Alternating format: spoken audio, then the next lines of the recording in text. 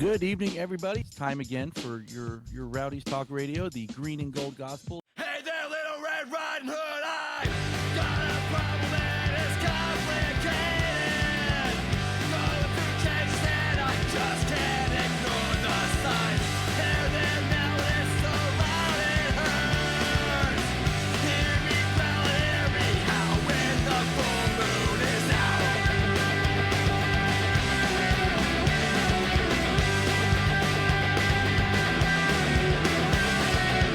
Hear me growl, you see me run, you see me jump. Try to fight, but I emerge with the prize in hand. You better watch out, it's gonna take more than what you got. All eyes are on me and the silence is deafening. You're so helpless against this full moon. Don't ever say I didn't warn you, because I came to play, came to play, I came to play, came to play, I came to play, came to play, I came to play. Wow!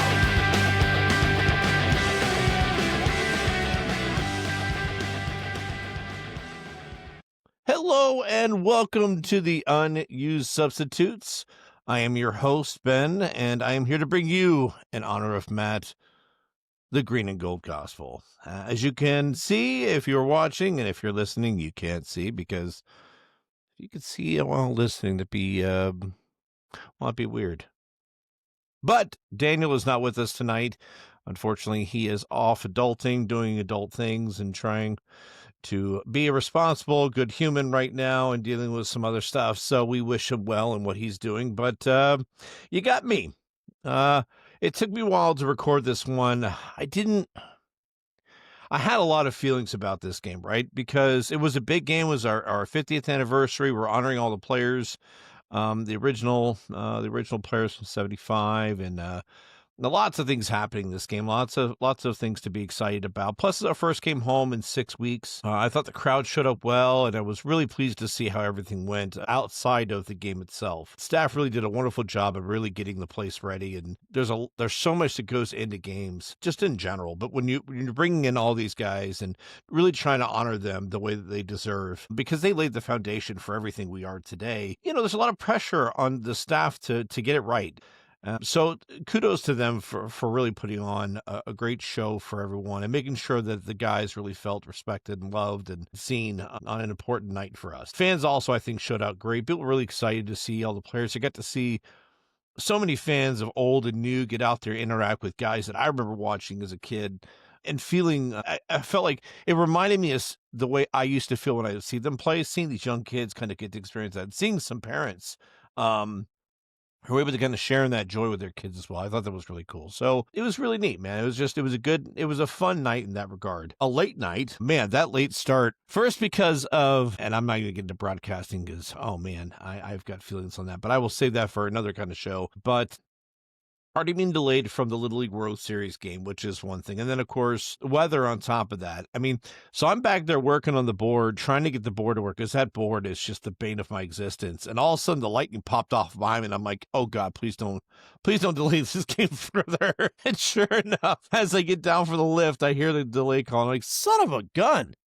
It was a late night, man. I mean, a 9 o'clock start, like, I knew it was going to be late, but man, you get to the end of games like that, especially one that's a grind, like a tie game that's a grind like that, that there wasn't a lot to take from it. I think it just only makes it feel longer and later. And maybe that's just part of me getting older, which I'm sure that's probably part of it. Man, yeah, it is what it is. But, man, let's get into this thing a little bit. Like I said, I've had time to kind of put some thoughts into this.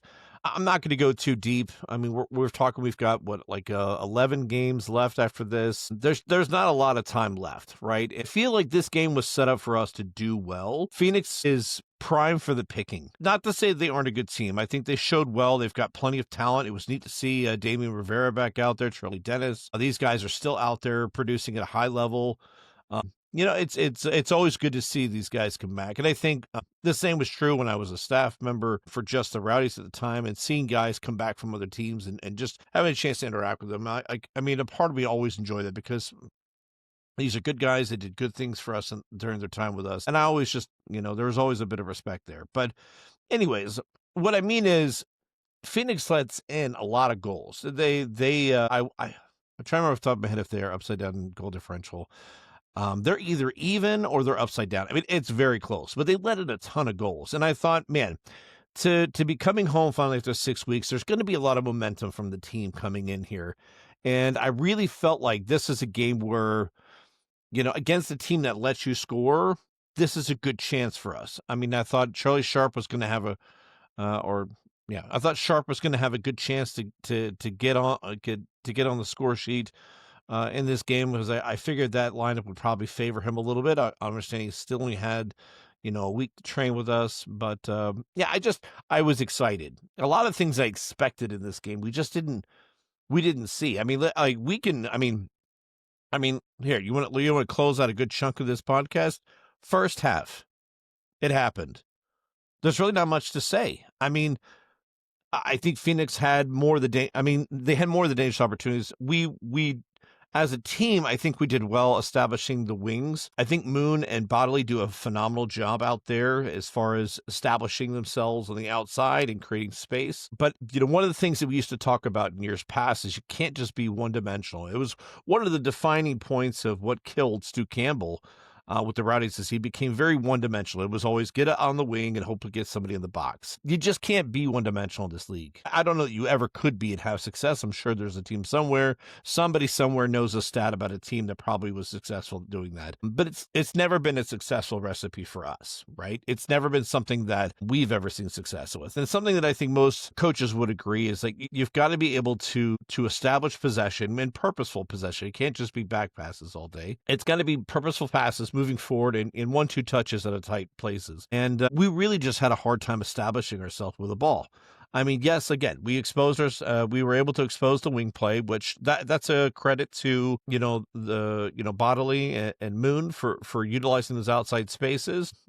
And really having their way out there. But again, I mean, in the middle of the field, we saw an obvious drop off. I mean, obviously not having Lewis Hilton out there was tough. I don't want to say that was the only, big change, because in looking at Cassiato's post-game quotes, there was a few last minute changes that they had to make. Some of the guys that played had a few less reps, which is something he said that it could be something as a staff they could probably do better at. But even still, even with those guys, the guys that did start not having all the reps, there's been enough time within the system that it really shouldn't matter who comes on. The understanding of the principles of play should remain the same. And we really, again, the first half, we had a hard time establishing ourselves. I mean, I think it would be foolish of us to say that Phoenix didn't have the lion's share of the opportunities in the first half. Not to say that we didn't have some, but let's be honest.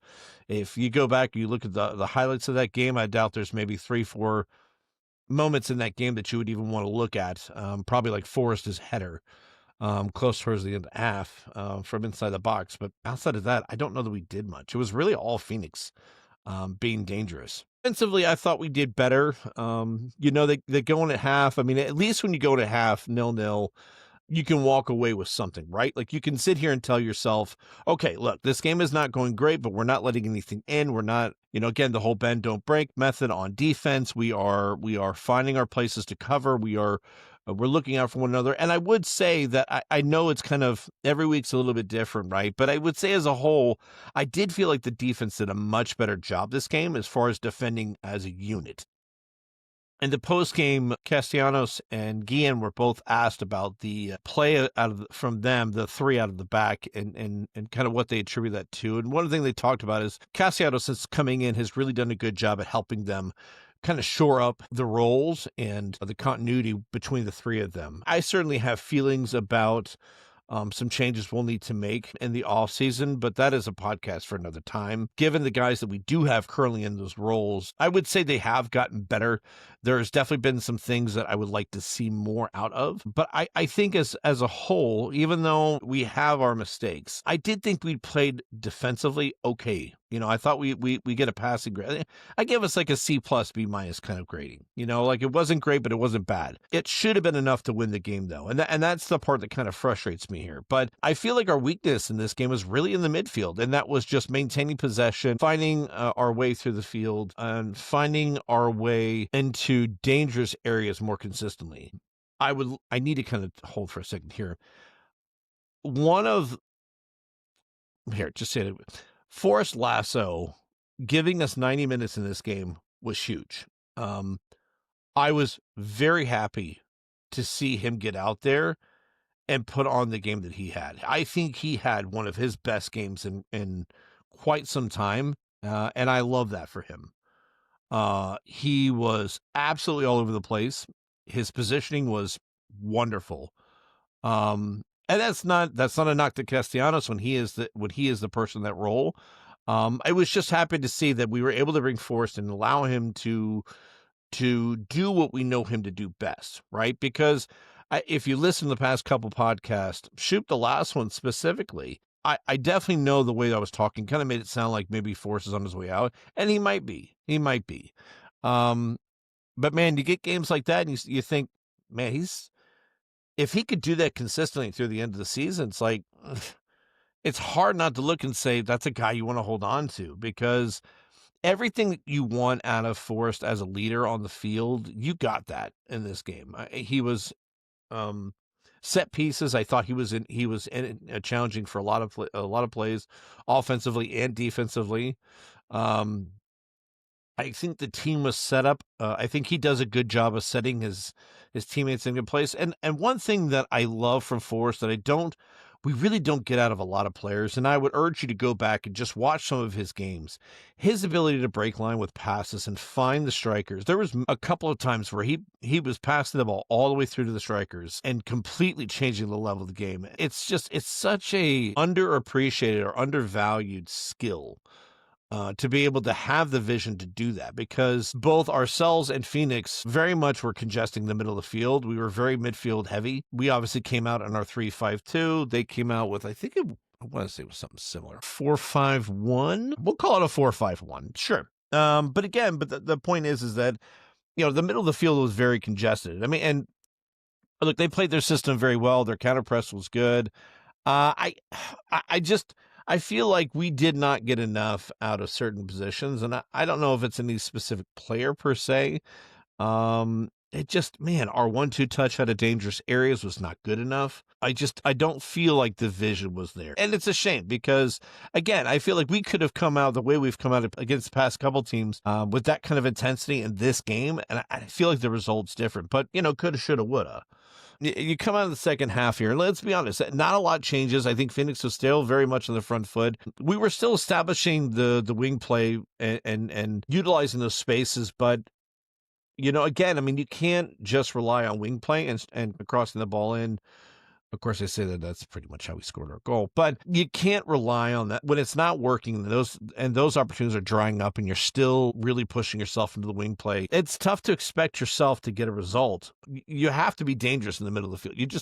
You have to be better at utilizing the middle of the field and pulling that defense apart. And we didn't do that. And really, I mean, Phoenix at that point was really taking on the lion's share of the dangerous possession. Our counter press was kind of wonky. Really, there was always a player or two that weren't really in the right position for one reason or another. I mean, that's a Cassiata question. But I noticed that there was a few players in the counter press that just weren't syncing up. And it wasn't great. We made our first sub. Let's see here. Yeah, we made our first sub early, if I remember, the 56th minute.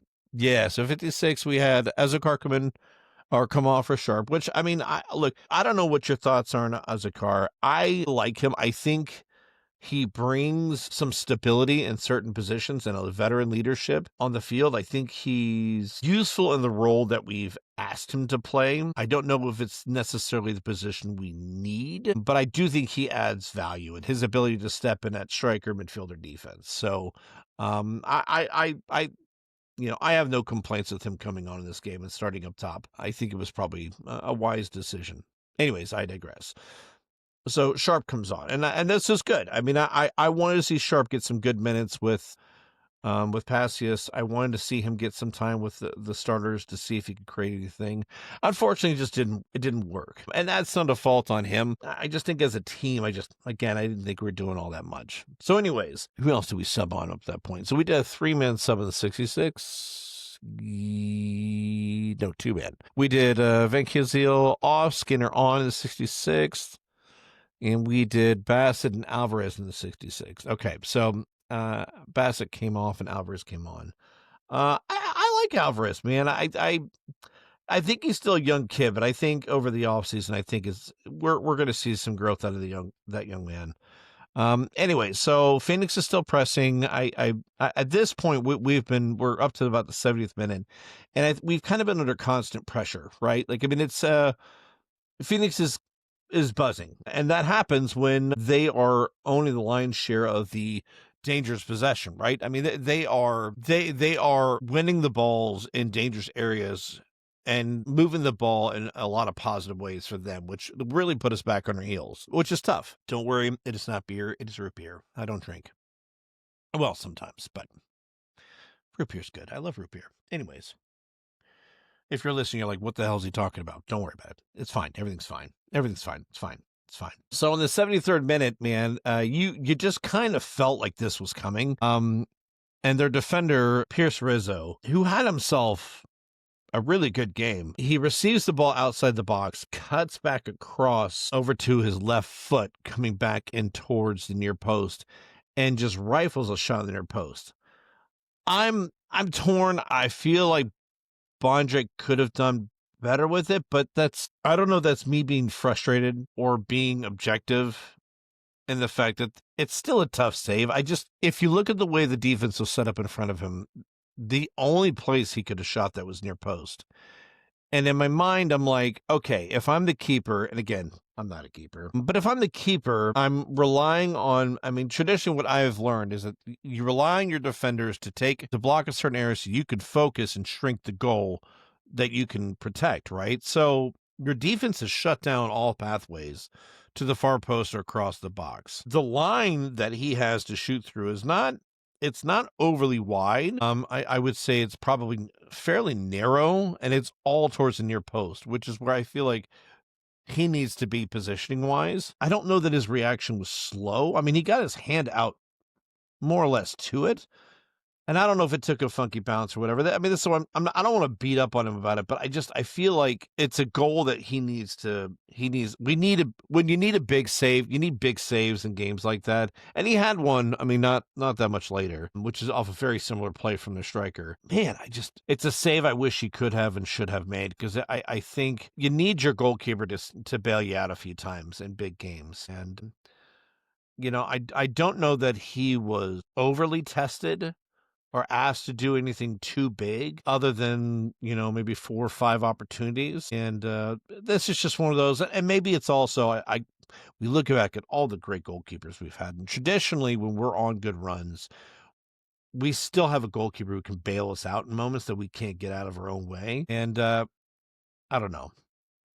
Maybe my expectation maybe my take on it is wrong. I don't know. I felt like more could have happened there. Whatever. It is what it is. Goal goes in. I mean, they're going to happen. And, yeah, I mean, so they score and you're just like, crap, you know, what are we going to do now? I mean, because offensively, we didn't have anything. There was nothing to hang on, be like, well, we're going to get this one back. Like, at least I felt like in the last couple of games offensively, we were dangerous, right? Like, I mean, we were goal, I don't say goal dangerous, but attacking wise, we looked like we could strike. Like, we had the ability to build up to strike. And man, I didn't have that feeling. Well, lo and behold, Moon comes off for Fernandez, and Arteaga comes on for Passius in the 75th minute, and no later than, what was it, like 30 seconds? Skinner ends up with this ball, which I gotta say, man, Skinner just keeps impressing me. And I know that technically he could play defense. He's so valuable in the offense, moving up the field. I really appreciate what he offers. And Cassiano talked about in postgame as well, about his importance and presence on the game. It just another game where the guy was just, I mean, phenomenal. Anyways, love fest over. He gets this ball, and it's not a traditional cross like a winger position. He's kind of more lined up with the outside 18, but obviously about 20 yards out. And he just sends in this cross, which is just gorgeous, to the back post. And back there you had, I want to say it was, well, obviously it was Arteaga, but I want to say it was Arteaga and Skinner on the back post. And Arteaga just, I mean, he goes full veteran, full man, just this one's mine, and it's going in, and buries it in the side netting, which just instantly, you feel good for the guy, right? Because, look, let's be honest, man, Arteaga's had a rough year, man, and you want to say that his consistent, like, go from strength to strength, right? Like, that's the saying coming out of the team. I hear that a lot from the players and coaches. And you want to see him come out of this one and go into the next. Like, we've been waiting for that all season. It just hasn't happened. But I'll be damned, man. When you just need a goal, the guy, I mean, well, I shouldn't say when you just need a goal, because there's plenty of times we need goals. We didn't get one. But in this moment, man, I mean, he literally rose to the occasion and he made the most of it. And again, off a beautiful cross from Skinner, it was absolutely beautiful. And it gave you hope, right? Because up to the point of this goal, Phoenix definitely was the dominant team, which I think had majority of the momentum. And by getting this goal the way we did in the 75th minute, you have an opportunity to steal some of that momentum and energy back from them and apply it to your gameplay. I don't know that necessarily happened, but that is the point of getting that goal, is it allows you, if you take it, to really do something big with it. And at least we present ourselves with the opportunity there by getting that goal. No longer than about 5 minutes later does Phoenix end up right back down the field with a very similar opportunity like I was talking about with that Rizzo goal. Their striker, what was his name? Remy Cabral, who is, that boy's good. He's good. Anyways, he basically feints one way and cuts the other way to get inside the defender and shoots for the far post. And Bondre makes an incredible reflex save with no rebound. He is very good for that sometimes, I tell you. He's great at absorbing the shot and keeping the ball in control in front of him, and makes a beautiful save. And that was really, I mean, let's be honest, that was the rest of the game. I mean, it was, there wasn't a whole lot danger-wise that happened after that moment. I mean, I'm glad that we come out with the point, but we don't need points, man. Like, we need points, but man, we need wins. And especially with the importance of what this game was supposed to be. I mean, this is a game we needed to win. You need to win. You need to win at home, and you need to win away. You need to steal some points away. I mean, I know that I always talk about every year about, you tie away, win at home. That's the recipe to get yourself into the playoffs. But there's, 33 points up for grab right now. And it's a lot. It's 11 games and 3 points a game. It's a lot. But then again, it's 11 games. And I wouldn't say the strength of the schedule is too large for this team. We get a lot of teams that are all scrapping for the same thing we're scrapping for. Again, I mean, Phoenix is only 8th seeded in the West. I don't see them as a better team, but they came out and won this game better than we did, or I should say better, more than we did. We just didn't do enough. And that's rough, man, because, well, for all the reasons we're all saying right now, right? Because we all want to win. We're all tired of being last in the East. We're tired of being last in the league. I mean, God, are we last in the league at all? I mean, we are the worst team in the league. Well, there you go. That calls for a root beer. I don't want to go down the rabbit hole yet. I'm glad that we at least got a point out of this game. I'm happy we at least walk away with a point. Because we needed it. I'm happy for Manu to get that goal. I have a Manu shirt. I love the guy. He's a good dude. The guys love him on the team. He's just had a rough season, and it happens. But, I mean, he's a guy who's given a lot to this league. He's given a lot to this team, and it just doesn't happen this year. And it's not like it's just him, right? I love that Forrest Lasso gets the start, and he gives us a classic Forrest Lasso 90-minute game where you're so grateful to have him on your team. I mean, it's hard to find a lot of big positives to pull out of this game, but you love to see the Lumberjack go out there and put on a show the way he did, and just selling all out to just put his body on the line. I mean, just all out to make big saves. I mean, to clear last minute chances when it looks like he's beaten to clear a ball out for a corner kick. It's a game we needed, not just from him, but from the team. It was huge, and I hope there's more of that to come through the remainder of the season. I mean, I love Forrest to death. I mean, he's just I love the guy. I spoke so highly of him in the last few weeks, or last week when we talked about him hitting his 100th game. I know that I may or may not have alluded to him kind of my talk. Well, yeah, we already said it. I mean, I definitely made it seem like he may or may not be on his way out because we don't know.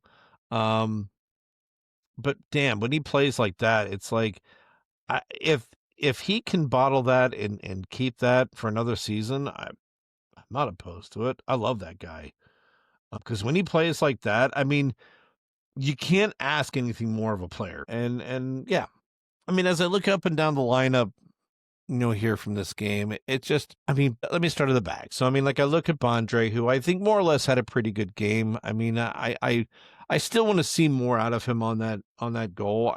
And maybe that's just me wanting to raise the bar or the expectation or just my frustration just as a year. It could be a number of all those things. He might have done the right thing and it's just an unfortunate goal and they happen, right? As a whole though, I don't know that Bondre had a bad game. Castellanos, Lasso, Guillen, I think they did well. And there's certainly to the fact that Lasso was in, that starting role at the center of the back or center of the backfield. I thought Castellanos and Guillen both played really well.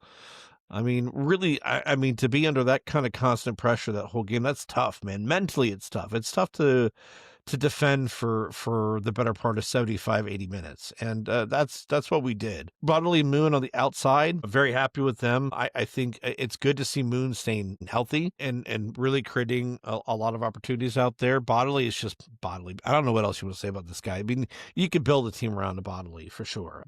I love the way he plays. He leaves it all on the field. I'm such a fan of that guy. Crisostomo, Van Kazeel, and Bassett.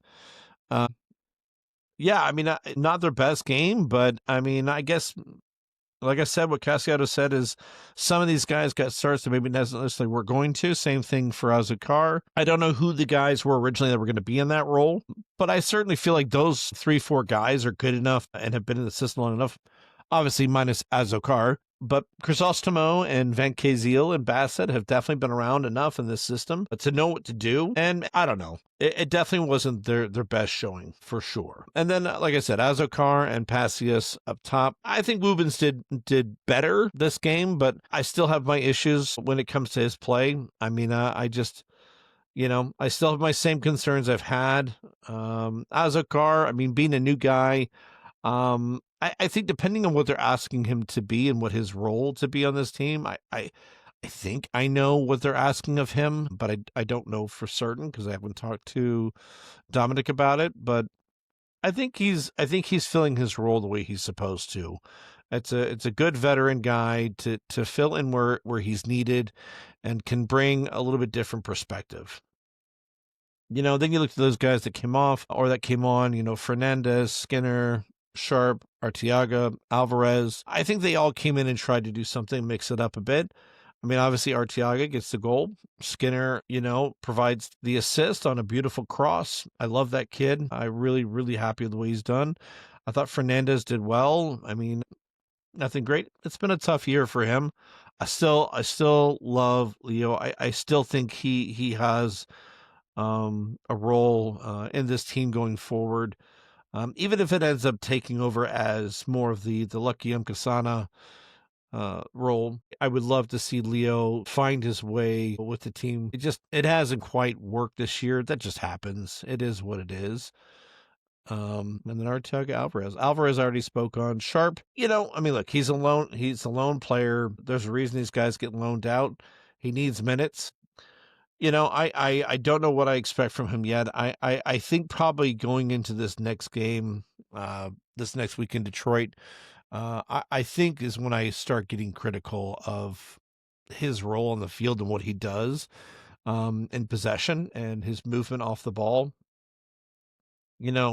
After about 2.5 weeks, you should start to have a good, solid understanding of the basics of the principles of play and what you need to do, where your role is, where the team needs you to be. That doesn't mean you'll be without mistakes. You're certainly going to have mistakes. Don't expect you to pick it all up in 2 weeks. But I think the basics of understanding what the team is trying to do, and he's a professional. I get he's a young professional, but he's been in the MLS ranks. He's played soccer his whole life. I think it's worth us being a little more critical of him going into this next game, but we'll see. So we walk out of here with a tie. Not exactly what you want. I was really happy to see again the fans. I think that hung around, showed up, were real loud. The tifo was great. The legacy of the 50 years, tifo was phenomenal. I thought the mob and all those involved with that did a great job. I thought it's really nice. Yeah, look, it's just. This season, for me personally, and not just doing this podcast and working the games and working Rays games, this season has been a grind, man. And it's tough. And this is the first time we've ever been in this position as Rowdies fans. It's tough because there's not a whole lot to hold on to. And I do think there's going to be quite a bit of changeover in the offseason. And I'm not saying that to kind of be hard at any one player specifically or any handful of players. I think when you get a new coach like Cassiano, I think he's going to need to bring in a group of his guys that can really implement the style that he wants to play. And I think turn this team around. I think Steve Coleman did a wonderful job kind of saving this team from an even worse tailspin than we were in. He helped to kind of steady the ship a bit, and I think Dominic's done a good job. But I suspect that this offseason is going to see a lot of movement. And at this point, I just want to see this team fight till the very end of the season. What's wild is, and for those of you guys that have looked, there's still only, 5 points separating us from 7th place? As wild as this year has been, and as bad as things have been at times, we're still only 5 points out of 7th place, which is just nuts because you got Birmingham at 19th, hi, Birmingham, welcome to the bottom of the East, my friend. Miami, who has somehow weaseled their way out to 10th place with 20 points. You got Indy 11 with 20 points. You got Rhode Island with 21. And then Hartford's up to 23 in 7th place. They were just below us, and now they're up at... It goes to show. The bottom 5 teams are more... Odds are they're going to lose, because that seems to be what we all do or tie. There's still a chance to make the playoffs. There's every reason to believe that if we can... we win half these games. That's still, 15 points? Okay. 15 points, I hate to say it, that's only half the wins. It's a guaranteed spot in the playoffs, man, given the way that the bottom 5 are playing right now. So, I would say, even though I know I talk and it kind of probably feels like doom and gloom, and probably because internally I kind of feel that way. And a lot of that's just the guilt of this season, right? And we're not out of it. We're just not. And it's the hope. Well, they say it's the hope that kills, right? But if you listen to Ted Lasso, it's the hope that keeps you going. It's like, you don't want to lose hope. So I don't know. I don't think you're going to see any more changes this year. There's certainly nobody else coming in. We need these guys to kind of just all stay healthy, and who knows, man? Look, this is going to be a wild ride. This is going to be a run to the end. I would love to sit here and tell you I know this thing's going to go, but I have been wrong way more than I've been right this year. And teams that I'm just like, we'll kick this. It's not of them, nothing. And then teams that I'm like, I don't know, man. We win, or somehow we get a point, and I don't know. Jekyll or Hyde every week, man. That's this team this year. Because you look at the schedule, we got Detroit this coming up weekend, which, Detroit away is tough. It is what it is. It's an environment, and, I'll respect it. We got Pittsburgh at home, Sacramento at home, Colorado Springs at home, Birmingham at home, North Carolina, I mean, at home, Loudoun away, Monterey Bay at home, got Rhode Island away, Hartford at home, and then we end off Detroit at home. Boy, that is a heavy schedule of home games towards the end, man. That is, I mean, the good news is we get them heavy home at the end, man. I mean, we get home field advantage all the way to the end. I mean, look, until we are mathematically out of this damn thing, I'm going to remain hopeful because I don't want to lose that. Because sitting here every week and talking about the finer things and holding on, I mean, that shit sucks. I mean, come on. Do you want to listen to us do that every week? I sure as hell don't want to talk about it every week. It's like, it's just as tough. Like, do we want to keep talking about, well, we're mathematically still, well, sure. Yeah. Well, because we are. I mean, we are still in this thing. I mean, if I remember correctly, when Colorado Springs won, man, they were in a similar position, and then they just went on an absolute tear. Now, I'm not saying we're going to turn to Colorado Springs because I don't think that's going to happen. We haven't done anything to prove that we're going to do that. But shit, I don't know. Sharp could go out of his mind and then he'll be gone by the end of the season back to Toronto. But I'm just like, anything could happen going forward. I mean, just give yourself a chance to get to the dance. And I mean, who knows, man? Injuries happen, crazy things happen. USL referee, pro referee going pro referee. We know that one. I've had my fair share of gripes on those the past few weeks. I mean, look, you just got to give yourself a chance to get to the dance and see what happens. And I hope this team will at least hold on to that. I hope we're not just thinking, well, we're almost to the end of this. I don't want that to be the mentality. I know that we all kind of fall into that. I certainly fall into it sometimes. But I get there for my own reasons. And part of it's just because being on the other side of things, as far as like working, like there's so much that's going in. I mean, honestly, I'm trained, man. Between the Rays season and the Rowdies season, this has been a mental grind, and I am I am coming to a point where I need a break. But I am excited the fact that we've got a heavy home schedule throughout the remainder of the season. I mean, it's an opportunity, right? And I mean, as fans, I mean, we have a chance again to get out there, to show up for this team, and who knows, man, anything's possible. I mean, looking at the teams we're lined up against, I mean, they're all down there with us. I mean, other than maybe North Carolina, maybe Hartford, NC. I mean, Loudoun. So Loudoun, North Carolina, kind of 50-50. I don't know, man. Because Loudoun's in third, North Carolina's in fourth, Pittsburgh's in fifth. I don't know, man. It's going to be run. But you know what? You got to beat teams that are better than you. And considering they're all better than us, well, we got nothing to lose. I mean, worst case, what happens? We end up in last place. All season comes. We have players go out. We have players come in. We move into the next season. I would rather go down fighting because, I mean, who the hell wants to lose by tucking their tail and running? I don't think that's in any of our players. I certainly know it's not any of our staff. I know how hard the people behind the scenes that nobody sees, I know how hard they work. I know how hard we work. I know how much you fans put in buying your tickets and paying your parking and getting your food and your drinks. I mean, you guys put a ton in. The very least that this team can do for us is just go out fighting and give us something to hold on to, you know? So I say we hold on to that. I say we hold their feet to the fire. We ask them to keep fighting for us. We scream and yell and stay loud. And we'll do it all again in 2 weeks.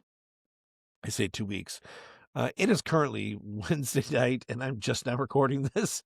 A week and a half, whatever. I will do my best to get this thing out quickly for y'all. I'm going to try and turn it around tomorrow and get it out early in the morning. Yeah, we'll do what we can, man. Thanks for hanging with me. I know, we love Dan. I talked to him earlier. Like I said, he's off being an adult and being responsible, and we love him for it. He's got some important stuff to take care of. So if you see him, or you're not going to see him unless you're in New York, but if you see him somewhere in the socials, just know that he is out there working hard to be a good man and do good things and lead by example for all of us men. So, okay. Well, I only have one. We love you. I'm going to give it again to Forrest Lasso. I was so so happy with his play. He's the one who gets it.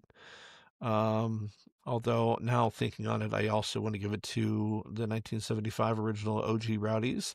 It was your night. It was great to see some of those faces. It was really exciting to see guys like Steve Wegerle, whom I haven't seen in probably 20 some odd years, back when he used to coach at Blackwatch, where I played. And yeah, uh, to the OGs, this night belonged to y'all. So we love y'all. We appreciate y'all, and for you guys who keep sticking with us week to week, man, I'm looking right at you right now. Thank you guys. Thank you. We are not done yet. We are going to keep moving forward. We're going to keep going after this thing. Keep shooting me your questions. Keep sending. You can send your questions directly to myself or Dan, or jump on YouTube and leave a comment, man. I mean, we have been getting a lot more interaction in the last few weeks, and I love it. I mean, just ask Jonathan Silva. You all know John. We all know John. He and I talk. We go back and forth quite a bit more. We have recently, especially. Yeah, I see him in the stands. It's always good to see him and Anna.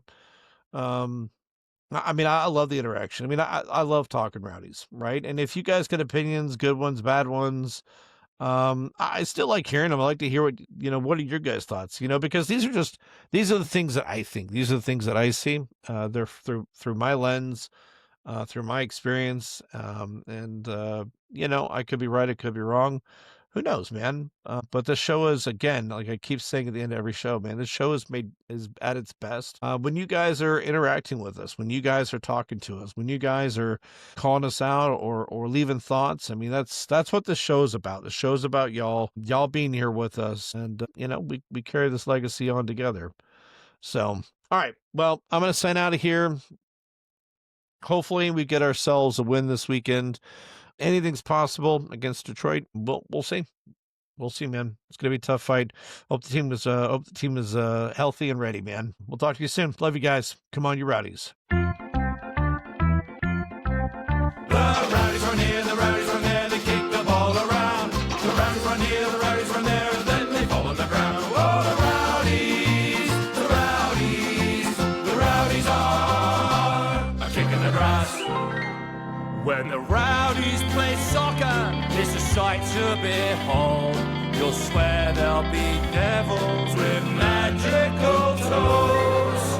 You'll laugh, you'll cheer, you'll leap from your seat when they kick with their head instead of their feet. The Rowdies run here, the Rowdies run there, they kick the ball around. The Rowdies run here, the Rowdies run there, and then they fall on the ground. Oh, the Rowdies, the Rowdies, the Rowdies are a kick in the grass. When the Tampa Bay Rowdies take the field, there's a roar. The fans, loyal fannies, cheer the team they adore. There's music, there's laughter, pretty girls all